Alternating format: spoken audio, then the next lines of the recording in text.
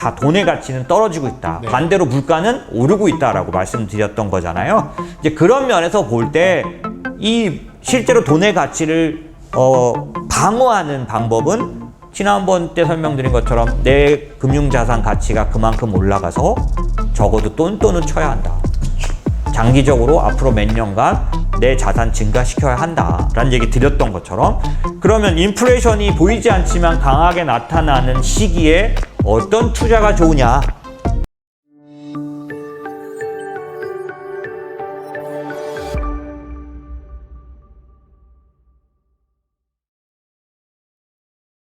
이제부터는 이제 호재 얘기를 간단하게 드릴게요. 뭐냐면 이건 잘 이해하셔야 되는 거죠. 뭐냐면 제가 달러의 역사를 말씀드릴 때 인플레이션이 있다는 뜻으로 말했을까요? 없다는 뜻으로 말했을까요?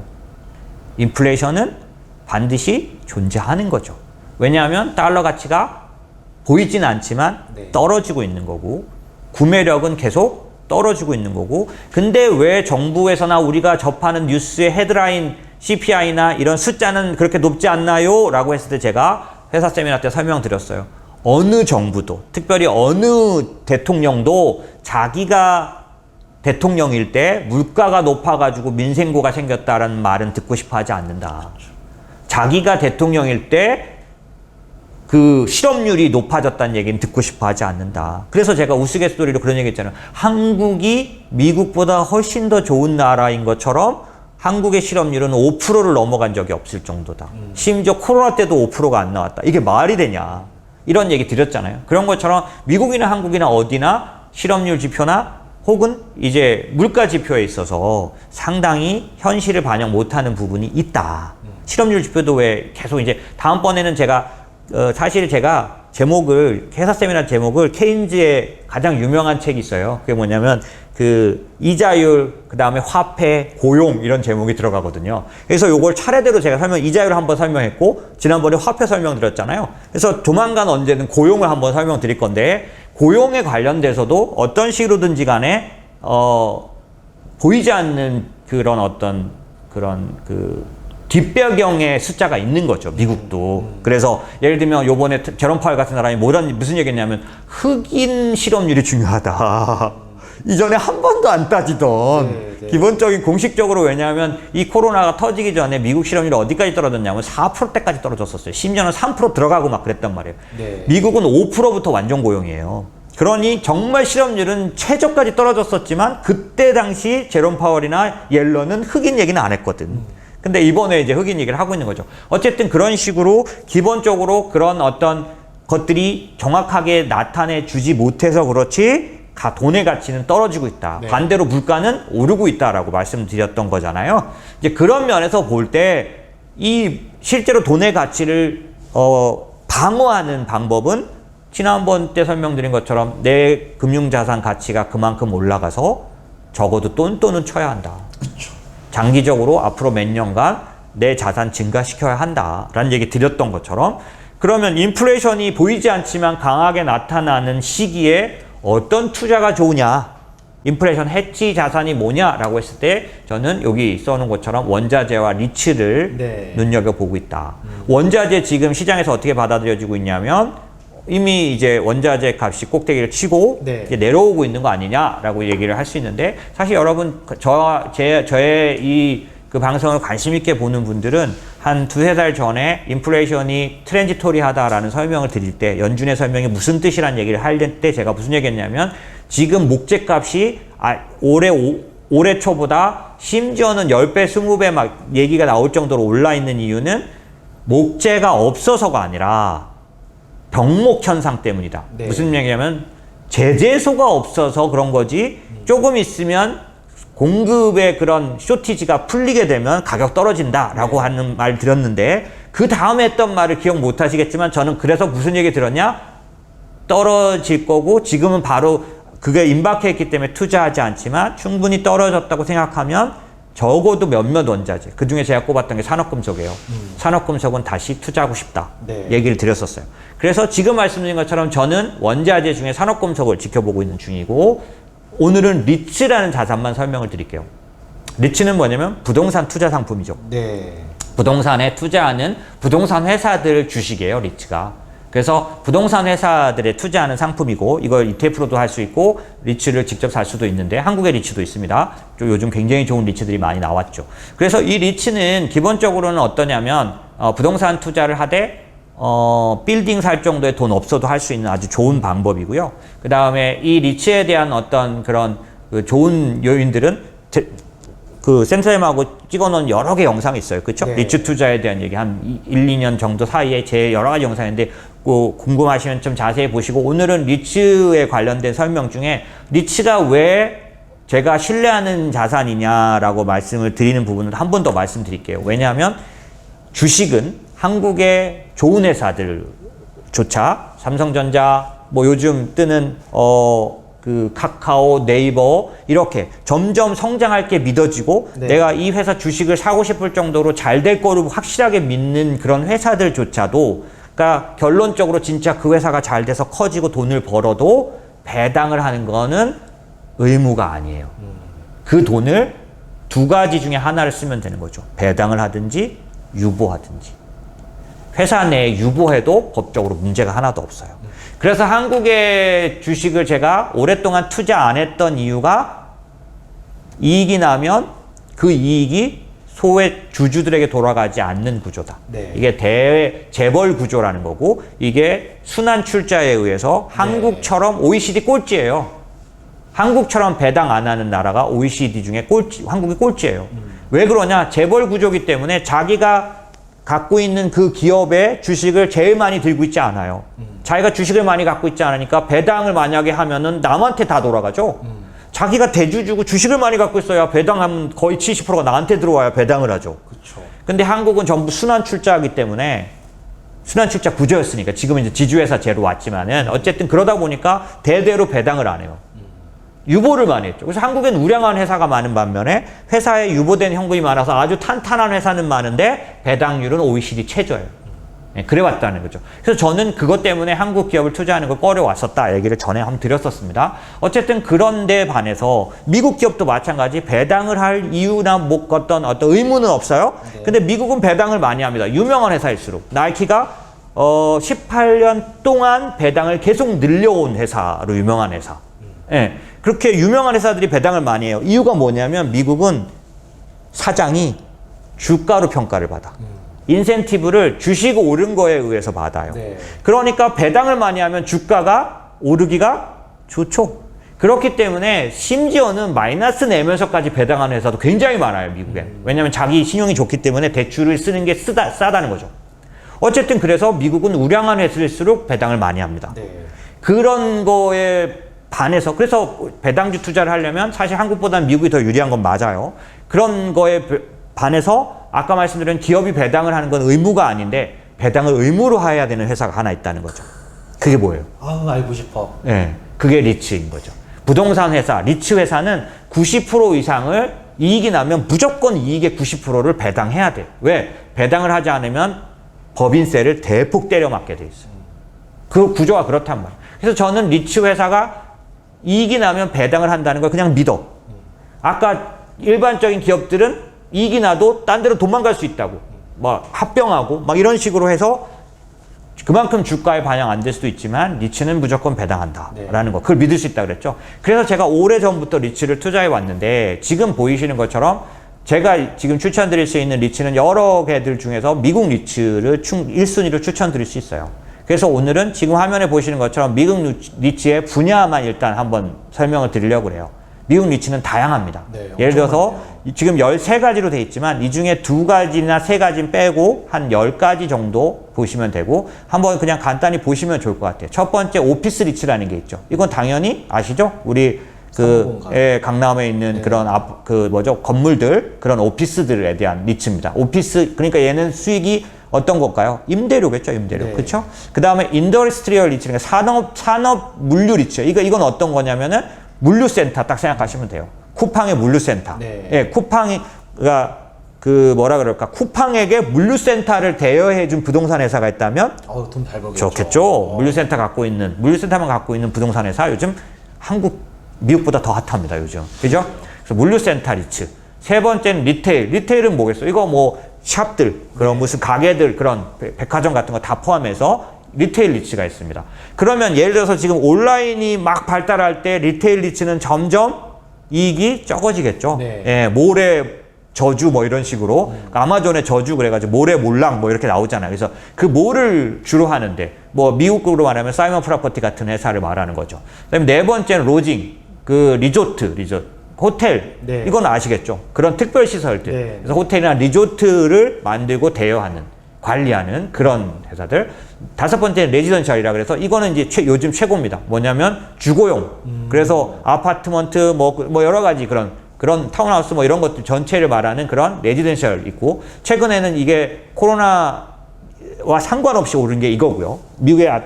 미국은 왜 그 주택이 그렇게 잘 됐냐라고 하면은 미국은 모기지 금리가 코로나 때문에 2% 이하로 막 떨어지는 바람에 주택 구입이 훨씬 더 몰렸죠. 네.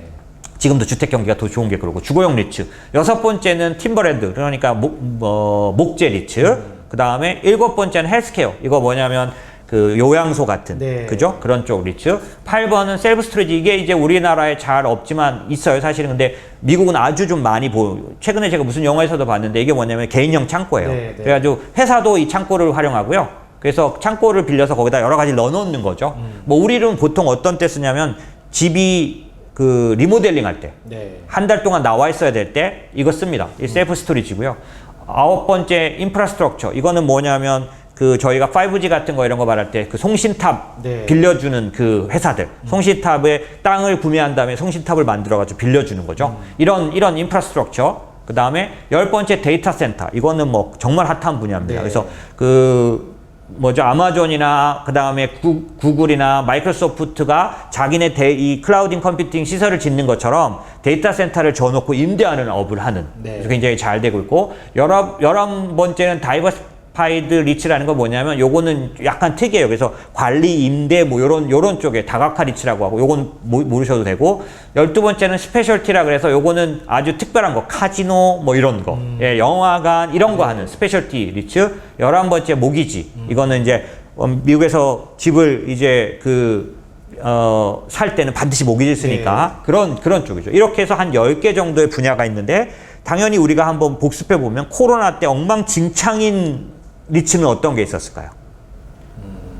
오피스. 오피스 일단 재택 많이 했으니까 네. 호텔 망가졌죠. 그렇죠? 리조트, 그렇죠? 네. 아까 스페셜티라고 했던 거, 네. 뭐 그다음에 헬스케어 뭐 다 망가졌던 거죠. 사람 모이는 건 이제 다 망가졌죠. 그렇죠. 네. 그런 대신에 제가 아까 말씀드렸던 그 레지던셜, 그러니까 주택 리츠 이런 건 아주 처음부터 코로나 때인데도 좋았습니다. 네. 주택이 많이 됐으니까요. 그래서 그런 식으로 작년도에는 정말 그 코로나 때문에 성장을 멈췄었지만은 지금 이제 앞으로를 생각해 보시자고요. 리오프닝, 그 다음에 백신 이후의 모습은 어떤 건가요? 이 시설들을 이제 더 막 쓰는 거죠. 그렇죠. 그러면 더 좋아질 일들이 많겠네요. 대부분에게 발생하겠죠.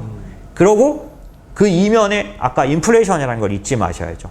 인플레이션은 보이지 않지만 이 부동산들의 값을 착착착착착 올려놓는 거죠. 다시 돌아가지는 않습니다. 예, 그렇기 때문에 보이지 않는 이 인플레이션을 반영하는 투자 대상으로서는 네. 부동산이 굉장히 좋다. 근데 한국의 부동산은 못 산다. 그 여러 가지가 있잖아요. 지금 요즘 세금 때문에도 사면 안 되는 게 있다면서요. 그렇죠? 네. 그런 부분들 생각을 하면 이 대신 이런 확실히 좋아질 부동산들에 투자할 수 있다. 그게 뭐라고요? 리츠. 자, 그러면 리츠에 대해서는 이제 걱정스러운 게 있어요. 리츠는 이제 조달해서 부동산을 매입하고 세우는 거니까 네. 당연히 금리랑 민감하죠. 그렇죠. 그죠? 그래서 금리 걱정하시는 분이 계실 것 같아서 금리와 리츠의 상관관계를 과거 미국 리츠로 갖고 이제 본 거예요. 자, 지금의 시기와 가장 흡사한 시기는 지금 보이시는 것처럼 2009년, 2010년도 요때하고 가장 흡사하긴 합니다. 이제 위기 후에 막 좋아지고 있는, 경기가 좋아지고 있을 때 보시면은 여러 가지 리츠들이 성적이 어때요? 좋죠. 빨간색들로 쫙 돼 있잖아요. 파란색이 빠지는 거예요.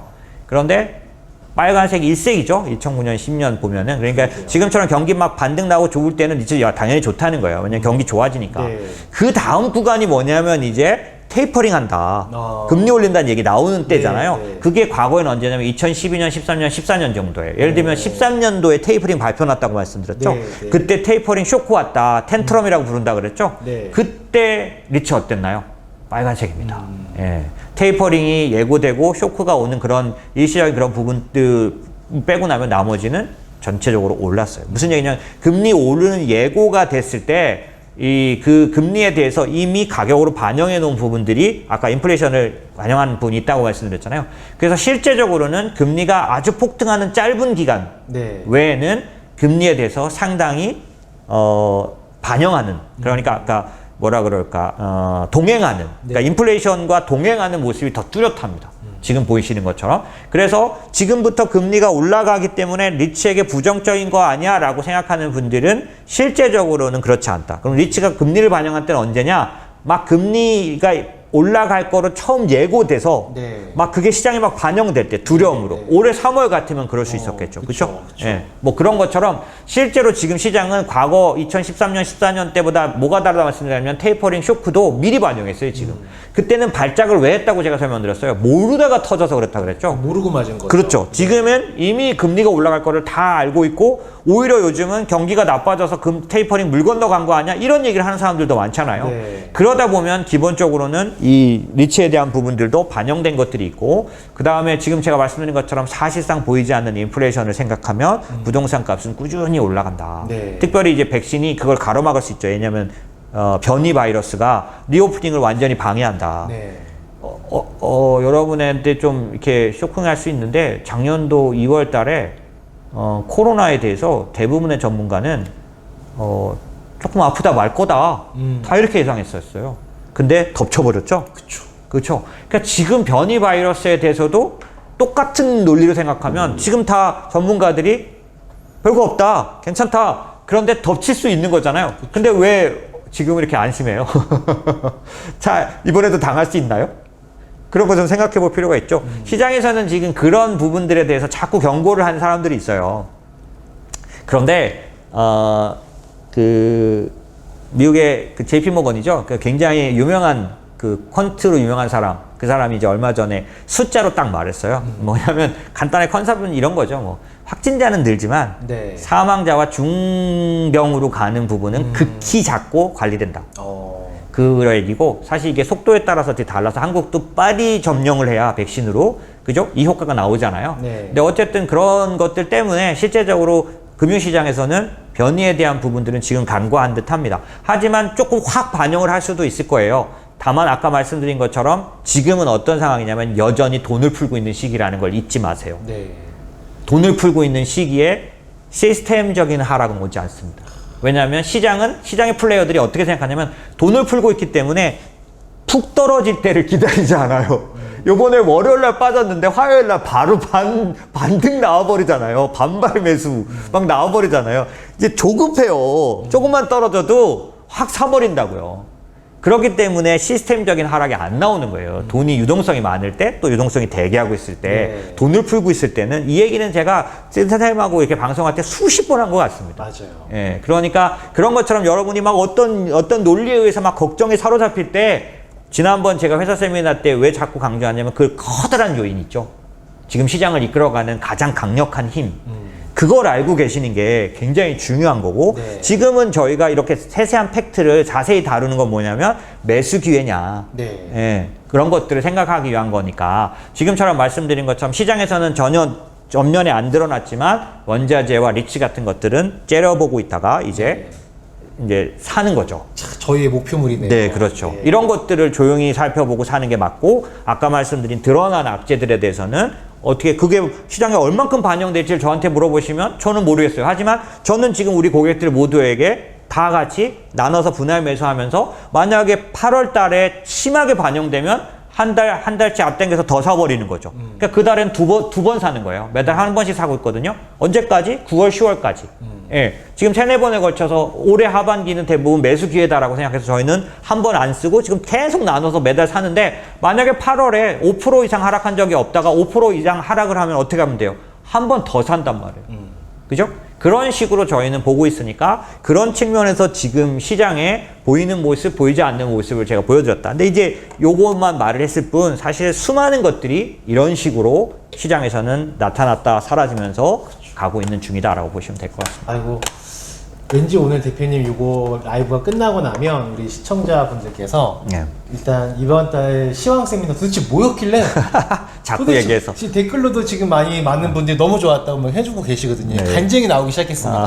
네. 그래서 그 내용까지 보시고 또 같이 보시면 분명히 더 재미있게 돈 관리하시는 참고가 되실 것 같고, 사실 재테크 할 때 정말 중요한 게 우리가 심리적으로 위축되거나 기회를 못 보는 경우들이 많은데, 근데 어느 정도 이해하고 있으면 똑같은 현상이어도 심리적으로 덜 위축돼서 좀 무던하게 넘어가는 힘이 생기는 것 같아요. 대표님 방송 또 듣다 보니까 또 그런 하나의 또 힘이 또 굳은 살이 배겨가는 그런 시간이 아니었나 네. 싶습니다. 아까 제가 말씀드린 것처럼 그 왜 지금까지는 금리 장기 금리 하락, 아까 일드 커브가 좁아지는 거, 네. 예, 스티프닝이 아니라 플래트닝해지고 금리가 이렇게 급하게 내려오는 데는 이유가 있다라고 말하면 저희가 들을 때 데미지를 안 받을 수가 없어요. 다 이 매크로 지표를 갖고 막 얘기를 하니까. 그쵸. 그죠? 그러니까 당연히 찝찝한 거죠. 네. 아 이거 경기 꺾인 거 아닌가? 네. 라는 생각이 있으니까 막 과열차게 사지 못하고 그 다음에 뭐 자꾸 웬만하면 팔게 되죠. 웬만하면 팔고 예. 달러 또 인출해서 현금으로 갖고 아, 네, 네. 은행도 못 믿는 그렇게 거. 하게 되잖아요. 근데 그렇게 하다가 1년, 2년이 간다는 거예요. 제가 말하는 거는. 그렇게 해서 2년, 3년 뒤에 이렇게 한번 이렇게 결산해 볼까? 딱 앉으면 별로 늘린 게 없는 거예요. 그러니까 손해는 안 봤을 수 있죠. 장이 좋아서 그리고 열심히 공부하셔서 손해는 안 봤을 수 있지만 사실 늘린 것도 없는 상황이 있을 수 있어요. 그러니 사실 지금부터 갈 때 웬만한 건 보유가 기간이 긴 것들을 네. 가져가셔야 돼요. 그러려면 당연히 정신 건강이 중요하니까 이걸 팔아야 되나 막 이렇게 막 너무너무 걱정되면 못 할 거 아니에요. 네. 그래서 그런 측면에서 지금 이제 말씀드린 것처럼 아까 제가 그 의외로 금리가 떨어질 수밖에 없는 수급 얘기를 드렸잖아요. 네. 근데 수급 얘기로 보면은 막 그거를 위험 시그널로 매크로적인 요인으로 막 해석하는 전문가들이 한심스럽게 생각될지 모르지만 저 또한 제 책에조차도 금리의 중요성을 굉장히 강하고 뚜렷하게 설명해 놨거든요. 지나간 20년의 기간 동안에 거의 15년은 금리가 정말 중요한 지표였고요. 그러다 보니 지금 그게 혼재돼서 나타나니까 저로서는 아까 제가 심혈을 기울여서 만든 그래프예요. 아까 그 왜 일드 커브가 네. 네. 그 역전 났을 때 네, 네. 떨어지는 모습을 네. 보여준 거 있잖아요. 우리 회사 김대리한테 제가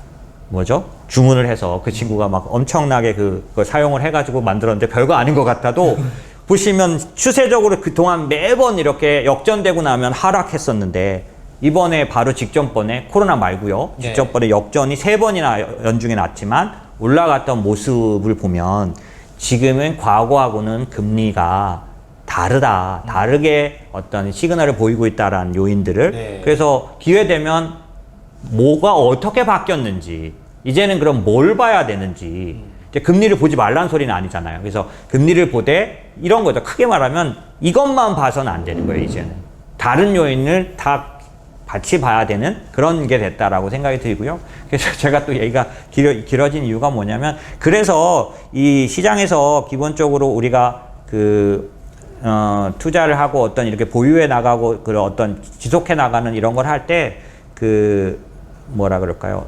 너무 그 뉴스나 이런 거에 너무 반응을 하다 보면은 할 수 없이 이제 마음을 지키고 이렇게 하는 게 어려운 것 같아요. 그래서 지금 오늘 제가 말씀드리는 거는 어떻게 보면은 그런 걸 한번 예로 들어드리고 싶었던 거죠. 이런 식으로 겉으로 보는 거하고는 지금 시장에서 막 얘기를 하기 때문에 그게 대세고 중요하고 그게 맞고 막 그런 것 같아도 네. 사실 안으로 들어가 보면 다른 요인들이 있을 때가 있다.